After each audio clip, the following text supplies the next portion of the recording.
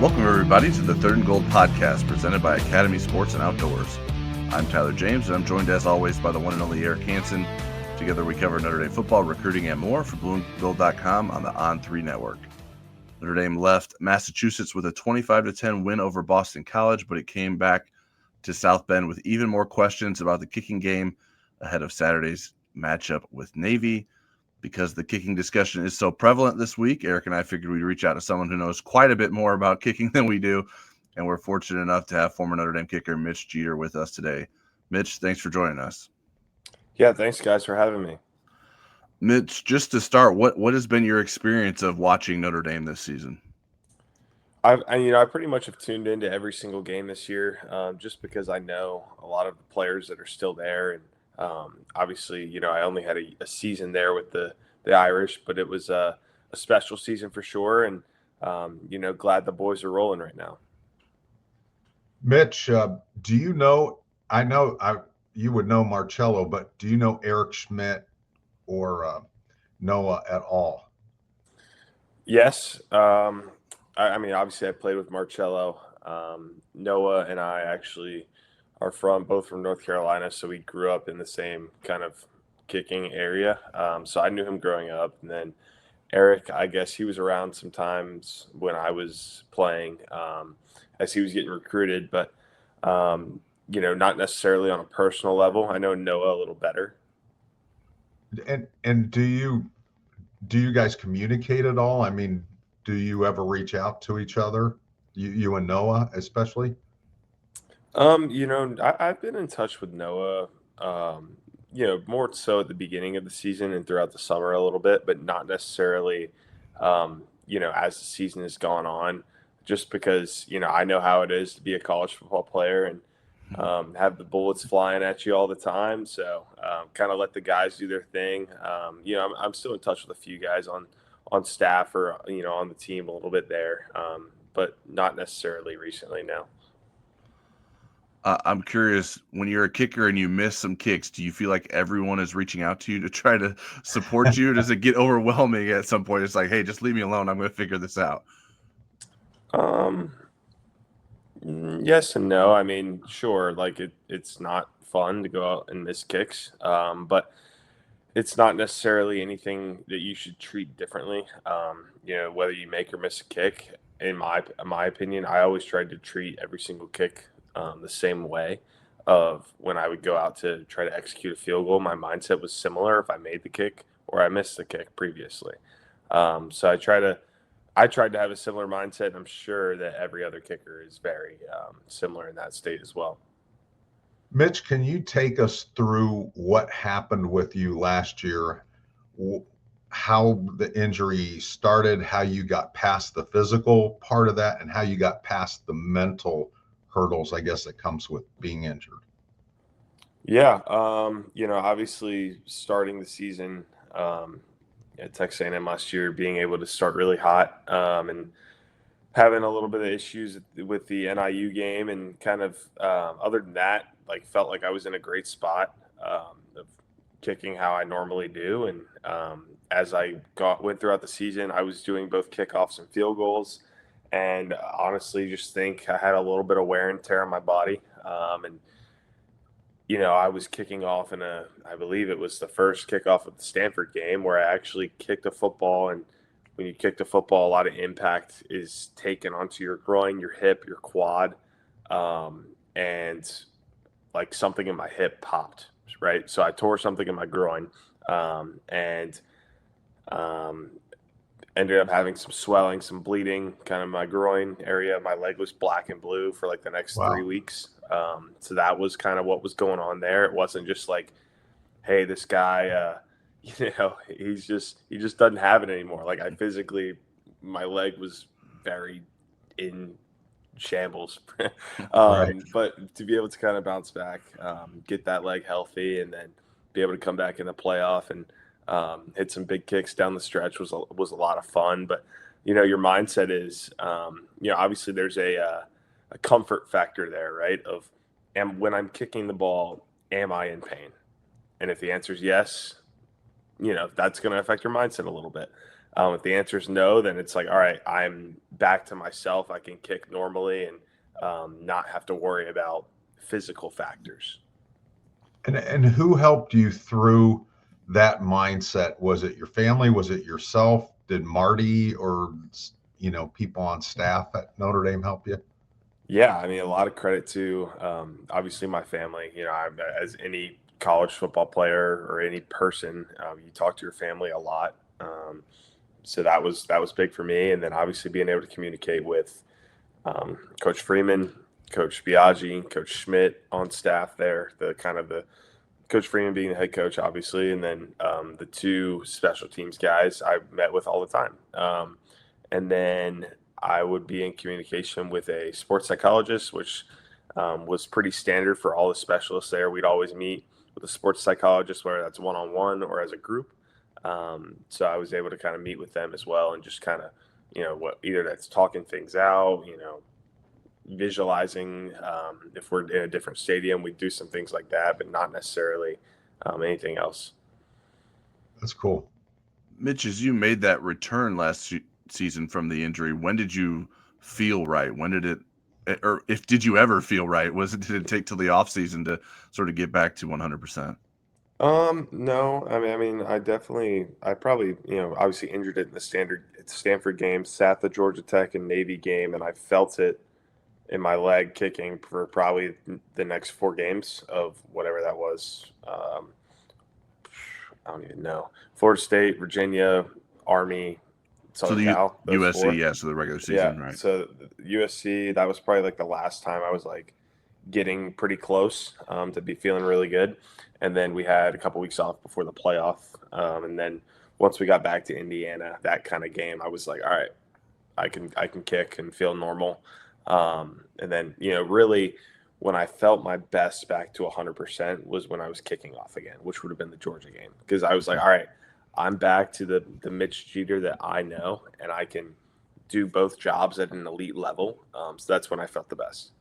And what is the challenge of preparing yourself for games when maybe you're not feeling 100% yourself? How do you balance getting the work in, because you got to do some of the work to prepare, but also not harming yourself or making yourself more or dealing with more pain?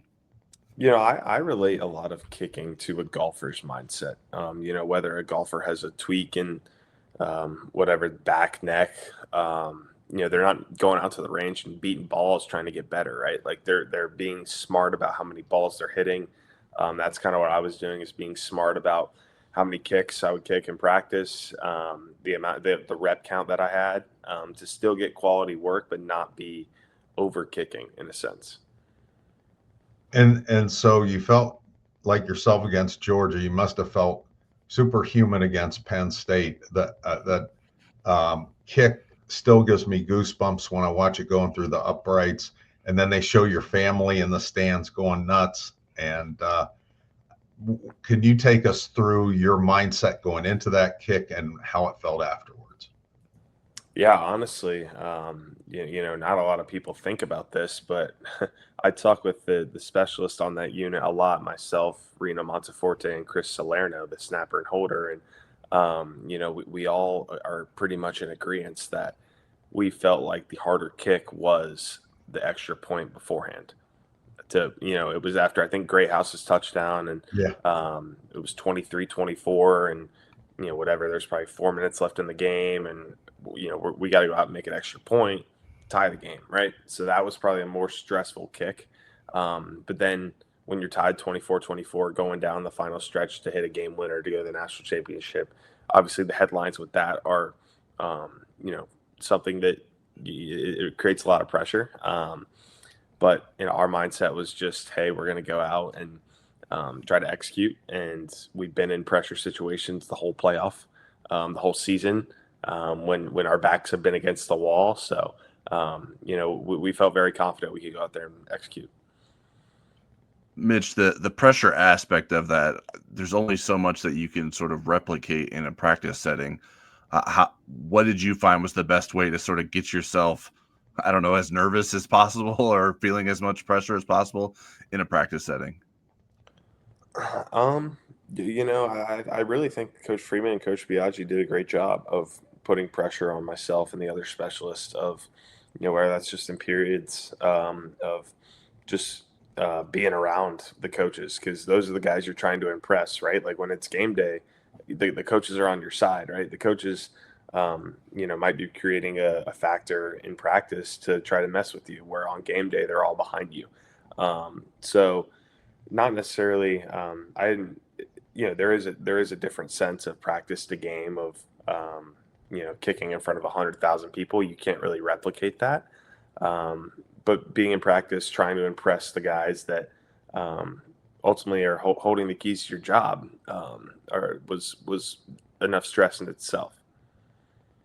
So when there are kicking problems on a team, especially if it's Notre Dame's team, the fan solution is go fish somebody off the soccer team, because Brandon Aubrey was a soccer player at Notre Dame, and they don't know that there was a long gap before he became a pro kicker. But you were a really good high school soccer player.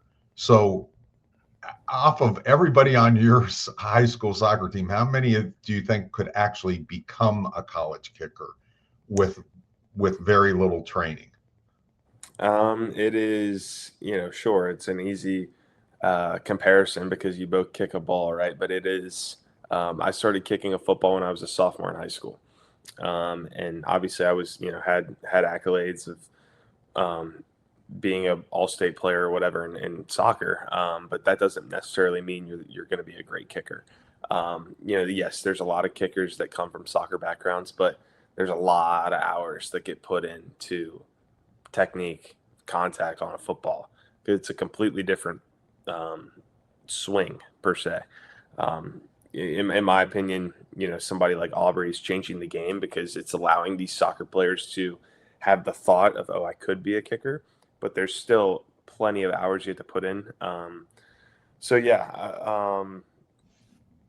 don't necessarily believe that you can go pick somebody off the soccer team that can kick immediately. It took me probably 3.5 years before I was confident enough to go kick in college.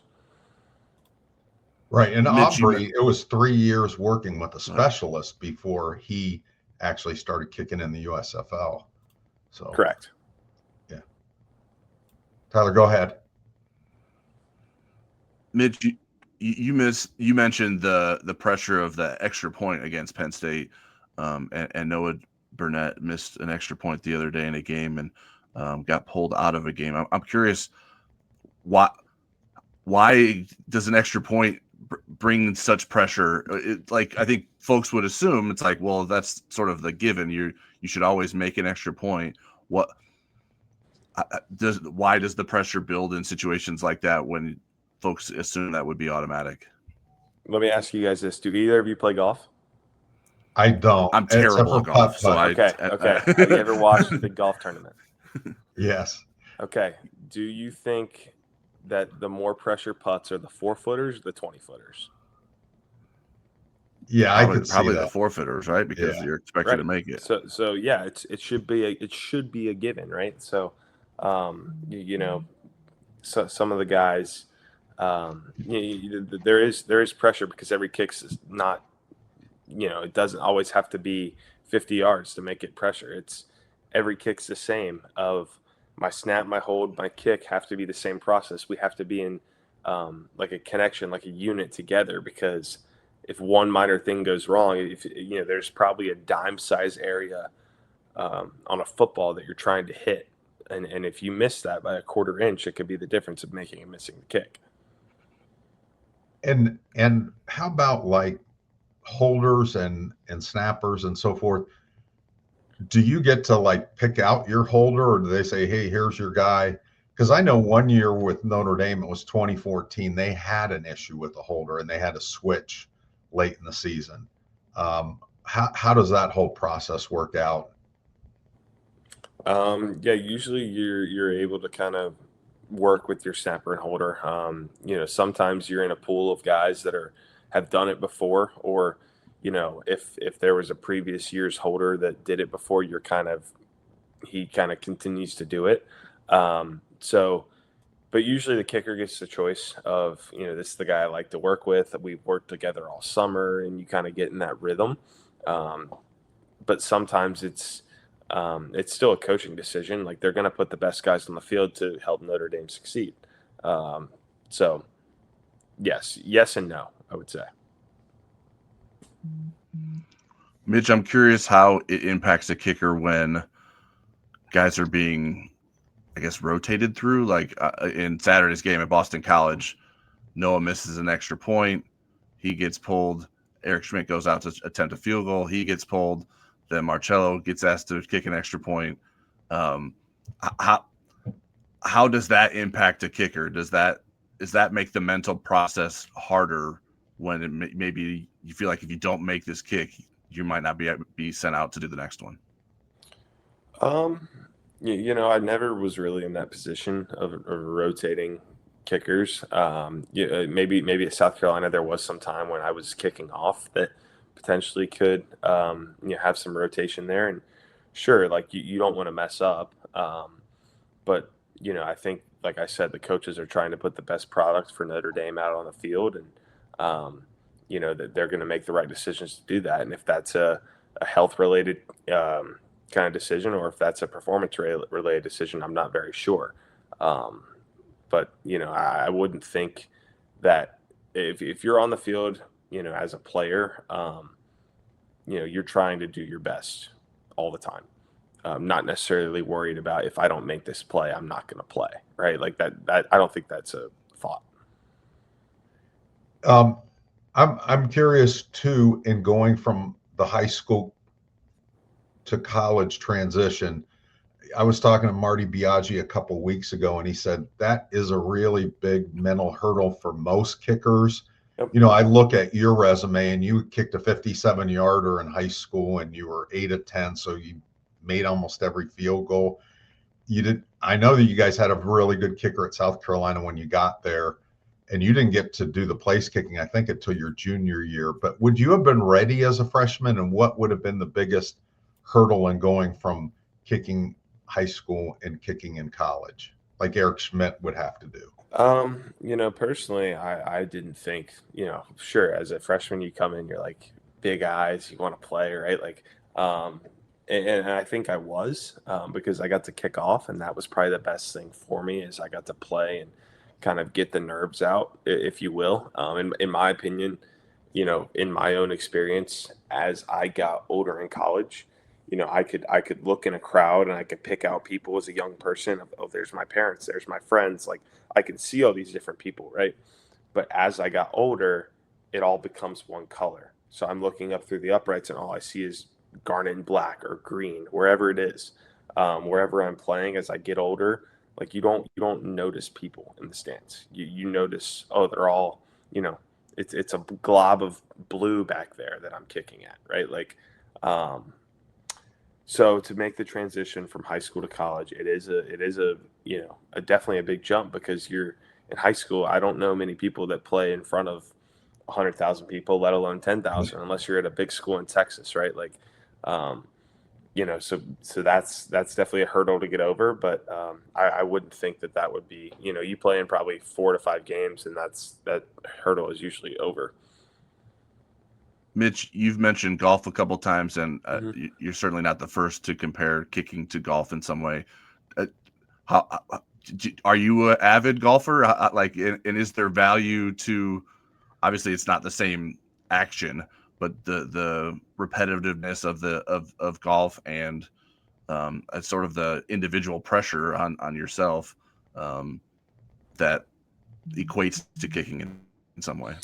Yeah, I mean, I grew up playing a lot. All my buddies that I grew up with played in college for golf, so they obviously were very successful at a young age, and I was kind of just there being with the guys. But yes, it is a very similar sport, in my opinion. Of, you're by yourself, you're having to mentally grind through something, whether that's a swing change, or that's a form driven change, and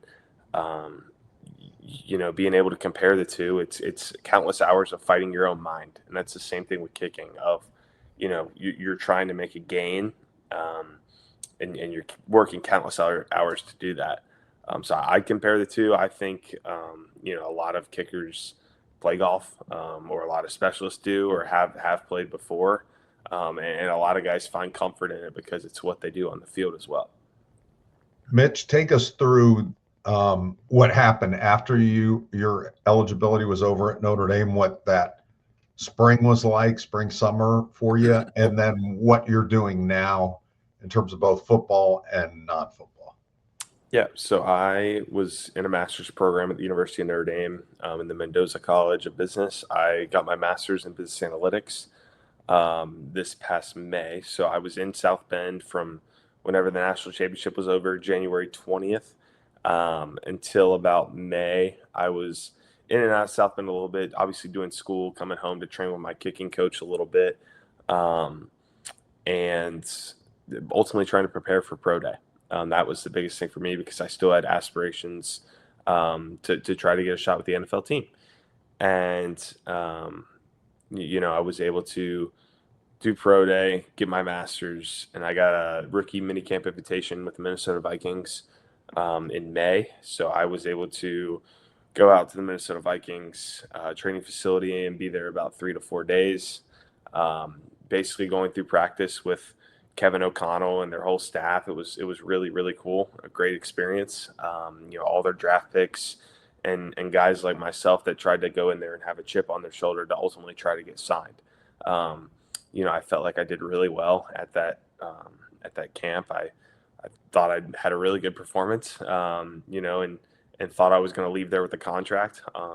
Ultimately, didn't happen that way, and was fighting to try to get into a training camp a little bit, and now still keeping that NFL door open, trying to get a shot, still training actively, and trying to have a team call me. But outside of football, I'm kind of looking to get into the business world. I've been doing a lot of interviews with some banks in New York City, and some other places around, trying to get my foot in the door with the financial industry.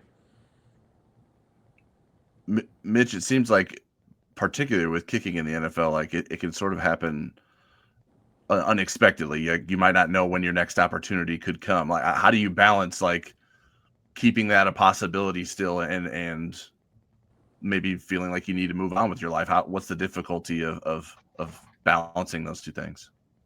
Yeah, I mean, there's pros and cons to it, right? Like there's a lot of guys out there that have played in games before that could be called back into the NFL.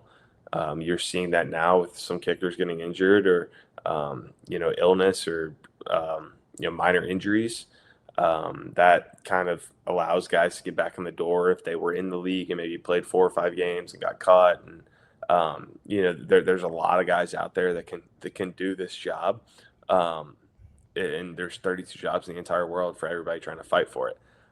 So being able to, kind of keep the door open and know that your name can be called at any time is pretty important. And something that I'm still working with. Well, Mitch, I need to tell you, there's a guy that asks questions in our podcast. We have a question section every week, but his is a comment to you. He's from Pennsylvania, and he just wanted to thank you for making the field goal against Penn State. I think it changed his life in certain ways, and so I pass it along to you.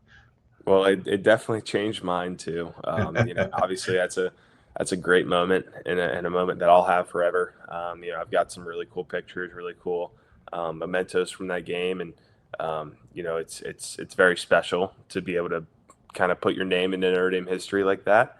But excited for the guys this year to, hopefully finish the season strong and be able to make another run in a national championship.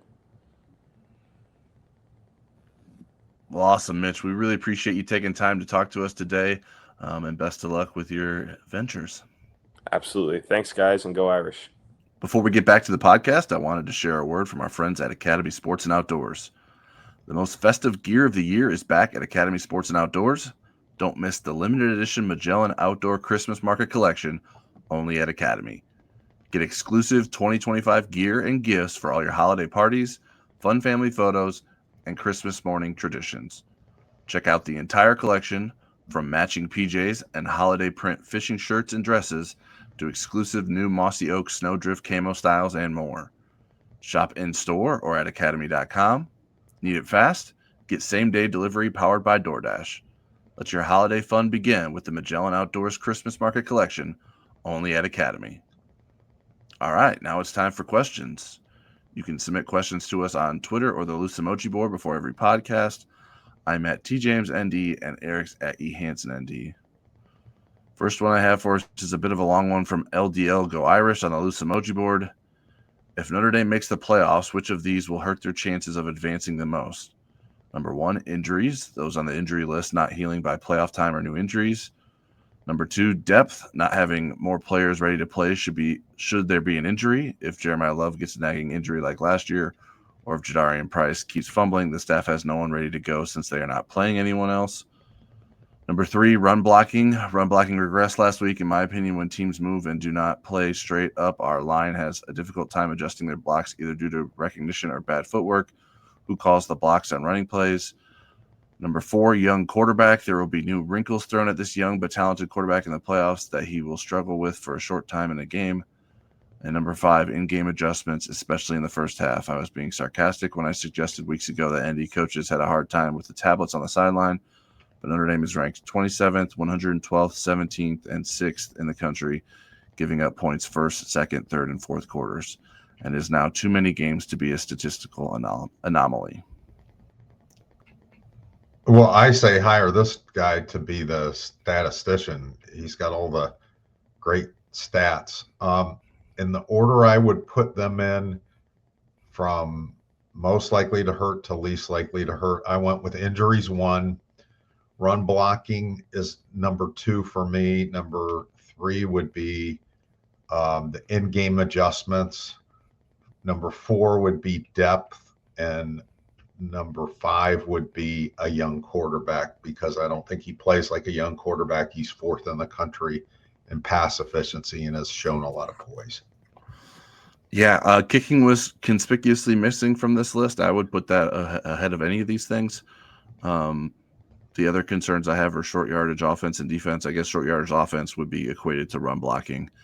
But of those 5 mentioned, I thought injuries is probably the most in fact impactful, depending on what you get back in terms of when is Billy Strouth available, when is Gabriel Rubio available. Those are big things that could, and possible influence. New injuries he even brought up. Sure. So. All right, next question from at Steve Wolf 44. Why doesn't Marcus Freeman have tryouts from the soccer team for a kicker? That's one of the reasons I asked that to Mitch Jeter. First of all, even if there was the next Brandon Aubrey and he had been working behind the scenes for 7 years on this, and this was his dream, you can't add them to the roster. With the new roster limits being at 105, once school starts, those 105 are set. Now Notre Dame is over that because they were able to grandfather in previous players, but you can't add new players. But let's say you could. What a lot of people don't realize about Brandon Aubrey's story is that he hadn't played football since middle school. And he was a really valuable player on the soccer team. When he was a freshman, he played in a national championship game and helped Notre Dame win a national championship. And his dream was to play professional soccer, and he was drafted in the first round. I think one of the things that helped translate his skill set is he was a penalty kick guy, and he was an elite guy at doing that. But I mean, he went and played professional soccer. Then he was a software engineer. One day his wife kind of suggested, hey, that's kind of the similar motion to a penalty kick. He worked 3 years with a specialist before they felt confident in him having a tryout with a USFL team. So it's not like somebody could just run over from the soccer team, even as Mitch Jeter suggested, and be able to help you this year. I mean, maybe in time. And David Ruffer was a guy back around the Charlie Weiss era, and he spilled over into the Brian Kelly years as well. But Charlie plucked him off of an Interhall team. But that first year, he only kicked an extra point. It really took him a year to be ready to kick in a college game. So that's why they don't add a soccer player. Yeah, and they have 3 kickers who they thought were capable of doing this, and I think they still think are capable of doing this. So I'm not sure that like bringing someone in who's even less experienced would be the solution, even if that were a possible one. Charles W. Wolf says, is Burnett hurt, inaccurate, or both? Also, and this is the message you passed on to Mitch Jeter, also as an ND fan living in Pennsylvania, please let Mitch Jeter know that I am forever indebted to him. Charles, I hope I did you justice on the thank you there. Burnett, I think, again, what Mitch Jeter, one of the reasons we asked the questions that we did was to give you some insight into possibly Burnett's situation.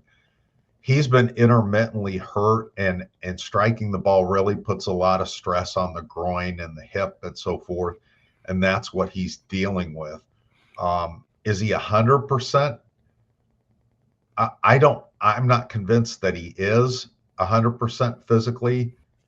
When I had a chance to talk to Marty Biaggi going into the USC game, they were hoping that he would reach that place by the bye week. But whether he's hurt or not, he has some mental hurdles to overcome. And the great thing about it is Notre Dame does have, they do have a plan in place for that. They also have, as Mitch pointed out, they have a sports psychologist that talks to the specialists all the time. So it's not like they're meeting him for the first time when there's problems. They walk through this stuff. And so that would be my best answer to you, other than passing along your message to Mitch. Yeah, I mean, my best guess is that he was hurt and now he's inaccurate, and the injury may be impacting that. But I'm not sure that we'll get a fully straight answer. Like I interviewed Mitch Jeter before the Sugar Bowl down in New Orleans, and he certainly didn't describe his injury in terms of his leg being black and blue in the same detail back and then. Bleeding. Like the details that he's willing to tell us now, a year later, are probably paint a better picture of what he was going through last season. And so I don't know if and when we'll get that information about Noah Burnett in terms of what he's been going through and how much it's still impacting him. All right, next question is from Marie. With regards to the kicking game, I understand Burnett may be injured, but Notre Dame seems to have done the right thing by getting a portal kicker and a high school kicker, as well as others on the roster. Yet the kicking game is not working out. Is there an evaluation issue? I don't think so. I think Marty Biaggi knows what he's looking for. I think Spencer Schrader is a real good example of that, of a guy that when you look at his resume from South Florida, you just kind of say, really? That's the guy that and I actually think that was the previous special teams Coach Mason that scouted him. But Marty saw something in him in terms of being able to add distance to his kicks. And that certainly played out. You can't predict injuries. Burnett had a little bit of an injury history his last year at North Carolina, but he also had a history of being really, really reliable for North Carolina. And with Eric Schmidt, that Coles kicking camp, even though it feels like every bio from every kid that goes there is the same, he was ranked as the #1 kicker. And those guys get to know, that whole operation is so well known and so forth. I think they've done a good job of evaluating. Yeah, and Schmidt, I'm not sure it mattered who you asked. I think most people considered him at least a top 5 kicker. Like it wasn't just one site that thought he was greater than the other, or one person who thought he was great. So Notre Dame didn't exactly go out on a limb on recruiting Eric Schmidt. Could you argue that Burnett wasn't the right choice? I think you could, but obviously you got to know what other options are available in terms of willingness to come to Notre Dame. I would be curious to know, like, how much did Notre Dame know about the extent of the injury issues that Noah Burnett had dealt with at North Carolina, and if that would have influenced their opinion or not in terms of what they what they wanted to do with him. At Notre Dame 34 says, do you think the kicking issues were the snap, the hold, or the kick? How would you go about solving them? Well, for the Texas A&M game, it was the hold. But I would say it was in the Boston College game, it's been the kick. And the hold can be tricky. And I think Mitch Jeter settled on Chris Salerno last year, and that wasn't initially the holder that was going into the summer, who he was initially working with in the spring. So they changed holders. Certainly in 2014, there was a huge problem with the holder, and it ended up being Malik Zaire at the end of the year and into the bowl game. But in this operation, it doesn't seem like that's an issue. It really does truly feel like, and you can watch them, and it doesn't feel like those other problems are operational, like the snaps too slow or the holders moving the ball around or anything like that.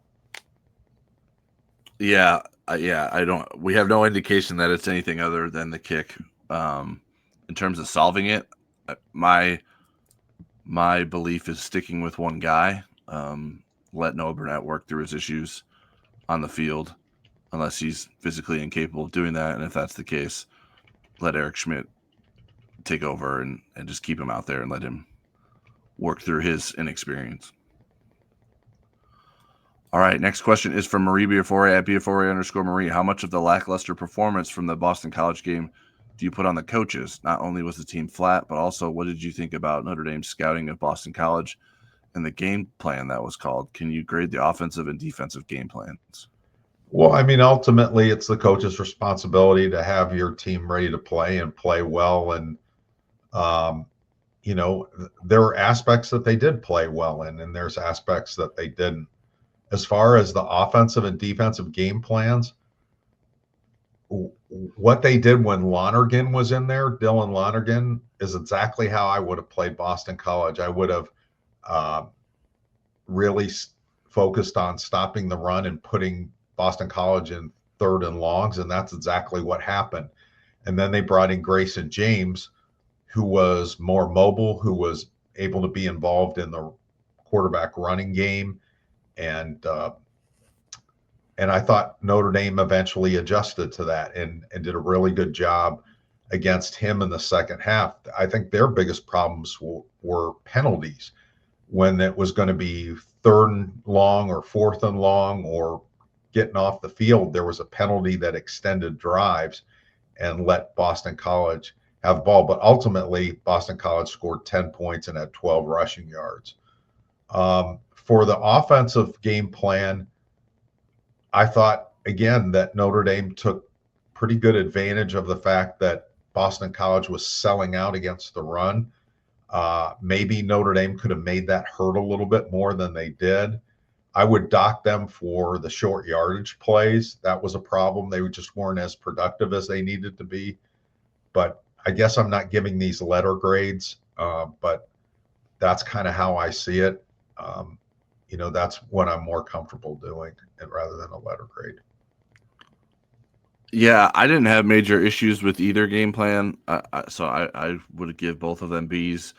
I thought offensively throwing deep worked. It obviously doesn't work every time you try to do it. Certainly would have liked to have a little bit better plan of attack in terms of executing the run game. The defense was creating havoc and plays, but made dumb mistakes and gave up too many conversions. I don't know that a lot of those issues were game plan based. I think that was more execution based. Ultimately, the coaches have to get them ready to play, like Eric said. So I think a lot of the performance you put on the coaches in terms of if you feel like they weren't ready to play or in a position to execute to their best or playing with the right amount of intensity. But in terms of the game plan itself, I didn't have major issues. All right, next question is from Baba Ganoush at PLACT_ITFDB. Even the worst defense in the nation has been able to stop Notre Dame's run when they load the box and make that a priority. Is it wise to say that every team going forward will do the same? Will Mike Denbrock use pass to set up the run and allow CJ Carr to audible when defenses back off the line of scrimmage? Okay, there's a lot packed into that.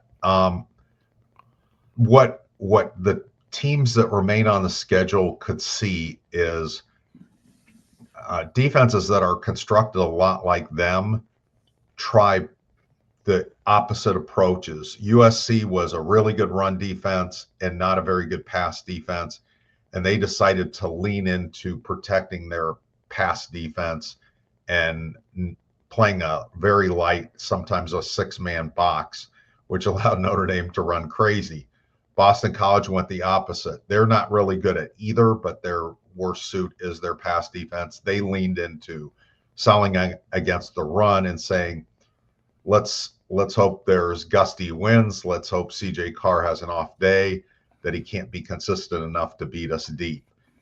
And I think these teams would have probably leaned into the Boston College approach anyways, especially Pittsburgh, because that's kind of their thing. They sell out against the run. They have a lot of blitzes, and they take their chances in the passing game. They may have gotten some ideas from Boston College, but I mean, Pitt's a much better defense than Boston College is. But I could see Navy saying, okay, here's some things that we can learn from that film. And yet you have to be, if you're those teams, you have to adjust to what Mike Denbrock's going to do. Now, what was the part about it? Will Denbrock use the pass to set up the run and allow Carr to audible when the defensive backs? I mean, CJ Carr has had that power pretty much since the beginning of the season, and he's gotten better at that.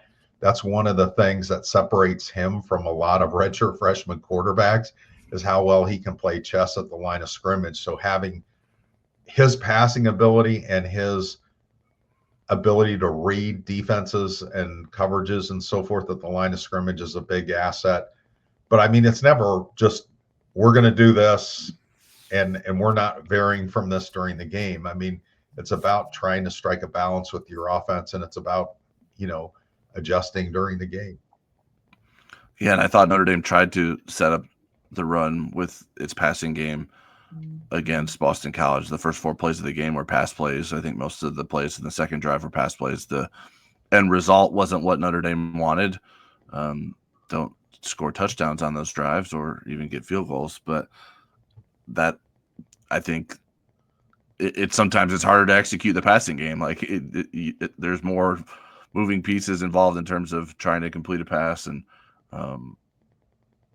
obviously, I think the wind was a little bit of a factor there that maybe CJ Carr had to adjust to and figure out how that was impacting the passing game.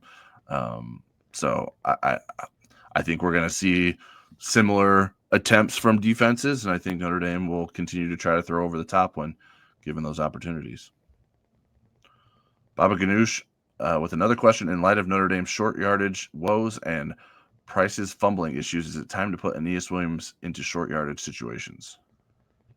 I think as a coaching staff, you have those kind of discussions, whether he's fumbling or not, and given that there's been 3 of those, I'm not sure that Aeneas Williams is the guy in that situation. It could be Nolan James Jr. That was who they were talking about having in that role back in August.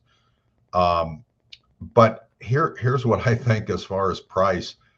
And I saw this with Jonas Gray during his career, and he was eventually able to get over it and became an incredibly valuable player on their team once he did get over it. And when you look at Jadarian Price, there's so many things, positive things he brings to the game, that I think that you try to work through it with him and get him in a good place, because we had Dave Brugler on the podcast a couple of podcasts ago, the NFL draft analyst for The Athletic, and he talked about, if he was on another team, he might even be in the Heisman Trophy discussion. I think he's that talented, and I think I would work on that pathway, but I would still have the discussions. Hey, do we have a better short yardage option than either Jeremiah Love or Jadarian Price? Yeah, that was something I was advocating for, considering I think it was in our Postgame Takeaways video on Saturday night, that, listen, if these fumbling issues are specific to short yardage situations, that maybe someone else needs to be in there and given opportunities, whether it's Aeneas Williams or Nolan James. I think it's worth considering. I don't know what Notre Dame isn't seeing from those guys in practices that have prevented them from getting other opportunities. I understand, like, listen, Jeremiah Love and Jadarian Pratts are your two best running backs, and so if you feel confident in their ability to execute in those situations, then those are the two guys you're going to be playing. But it hasn't. They haven't executed at a high enough rate for you to sort of eliminate consideration for other options. Bob Oxnard on the loose emoji board says, do you think Devontae Smith has the speed, quickness, and lateral agility to effectively cover good receivers? I mean, his tape would say yes. And he also brings physicality in the nickel, which is what you want. Otherwise, teams can take advantage of you with a physical slot receiver or in the running game. We just haven't seen enough of him this year at Notre Dame the times that he's been healthy and playing, he kind of looks pretty good to me. But that just hasn't been the case. But the coaching staff has a lot of confidence in him. And as he works his way back into full health, I think we'll get that answer. Yeah, I think he does. I'm not certain that he's playing with all those things right now in terms of coming back from an injury. I think it's hard to judge in that first game back. And I think he gave up 3 receptions on the 3 targets thrown his way. But I do think he brings a valuable asset to Notre Dame's defense. And I'll be interested in monitoring how he continues to progress now that he's healthy and hopefully can stay healthy for the rest of the season. Next question is from Michael John at John Dow, bunch of numbers. If Notre Dame wins, who leads the team in tackles and tackles for loss? When you look and Notre Dame's not going to do the exact same thing schematically that they did last year. I'm sure that they're going to have some variations. Jalen Sneed was tied with Jack Kaiser for the most tackles. Adon Schuler was up there too. Kaiser, as I mentioned, is not on the team anymore. So I'm going to go with Sneed for my tackles guy because I think he'll be all over the place and his speed will play well in this game. And then I thought about tackles for loss. They only had a couple in last year's game. And it could be somebody like Tay Johnson, who's just really good with lateral movement. But I'm going to go with Jared Dawson. Jared has been pretty good in penetration situations. I could see him making some tackles behind the line of scrimmage with the run game. So Dawson is my guy there. I went with Sneed for tackles for losses. I think there's an opportunity for him to make plays there, and I do think he will be involved a lot. I went with Adon Schuler in tackles as someone who's had experience against the option and maybe gets him a couple more opportunities with passing situations to make tackles. I think you could probably pick any one of the linebackers that will play that could very well lead Notre Dame in tackles. So I don't think the answer isn't like this person has to lead Notre Dame in tackles for them to win. Like I think there's a number of different options that could play major roles and lead the team in tackles. All right, our last question is from Marie Biafore. Eric and Tyler, you now have each been made the head coach of Notre Dame on separate occasions. What are you going to do about all the undisciplined penalties? Well, if I'm the head coach, I'm going out and buying a new car with my bigger paycheck. I would say, you're not going to send them to their room without supper. I think the best thing is, you want to get this corrected. You don't want to punish them. I'd go over the film, have them watch it, have them see what that looked like, and then talk to them about the mantra that nobody and nothing is worth 15 yards and, get them to play smarter. And if it comes up in practice, you correct it when it happens in practice. Jordan Botello used to be the late hit king in practice and in games. When he was a younger player, he got over that. So I think that's the best way to handle it. Well, in the alternate timeline where I'm the Notre Dame head coach, we would never have undisciplined penalties, so I don't know what I would need to do to fix them. No, I'm kidding. Yeah, I think give less playing time to repeat offenders. Like make sure they're serious. And I think part of the issue is it isn't like there's one or two guys that are constantly making all the issues. It's been a bit widespread for some things. I think the celebrations thing, like I think some of that falls on Notre Dame. If there's knowledge out there that a nose wipe celebration is outlawed in the NFL, like I think someone needs to be aware of that at Notre Dame and make sure their players aren't doing that during games. So they need to have some sort of conversations about what the proper celebrations are moving forward, because those are the ones that are the most maddening, in my opinion. Those and like late hits. Sometimes it's like you're just being aggressive, and it's football, and so sometimes that happens. But you got to be smart, especially knowing the situation of the game. And if you do have a runny nose, take Benadryl before the game. All right, that is it for this week's episode of the Third and Gold podcast. You can find us on YouTube, Apple Podcasts, Spotify, and other podcast homes. Search for Notre Dame Football with Eric Hansen and Tyler James if you're not already subscribed to us on the proper feeds. We will have plenty of written content over at blueandgold.com to get you ready for the Navy game. So stick with Blue and Gold for all your Notre Dame coverage needs.